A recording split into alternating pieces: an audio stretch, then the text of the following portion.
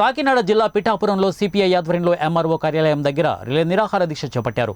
ఈ సందర్భంగా రామకృష్ణ మాట్లాడుతూ వైసీపీ ప్రభుత్వం పేదలందరికీ ఇళ్ల స్థలాలు చూపించకుండా ఇళ్ల పట్టాలు ఇస్తూ ఆన్లైన్ రిజిస్ట్రేషన్ చేస్తున్నారని ఆగ్రహం వ్యక్తం చేశారు.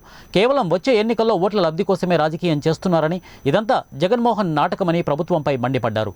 ఆన్లైన్ రిజిస్ట్రేషన్లతో పాటు స్థలాలు చూపించాలని, లేకుంటే తీవ్రస్థాయిలో ఆందోళన చేస్తామని ప్రభుత్వాన్ని హెచ్చరించారు. ఈ కార్యక్రమంలో సిపిఐ నాయకులు, కార్యకర్తలు పాల్గొన్నారు. శాఖ రామకృష్ణ నాయకత్వంలో ఇప్పటికే పలుసార్లు ఉద్యమాలు చేస్తాం. ఉదాహరణకు చిత్తాడ చెరువు ఉంది, అది కప్పెట్టి పేదలు అక్కడ ఉంటున్నారు. ఎన్నికలకు వచ్చినప్పుడు పెన్నం దొరబాబు నీకు అక్కడే పట్టాలు ఇస్తామని చెప్పారు. ఆ హామీ నెరవేర్చలేదు. అలాగే జగ్గే చెరువు ఉంది, ప్రభుత్వ భూమి అన్ని ఎకరాలతో అవుతుంది. ఇప్పటికైతే మేము ఆందోళన చేస్తాం. అక్కడ ఖాళీగా ఉన్న స్థలాల్లో మున్సిపల్ కార్మికులకి పట్టాలు ఇవ్వాలని కోరుతున్నాం. ఈ రెండూ చేయాలని మేము కోరుతుంది న్యాయమైంది.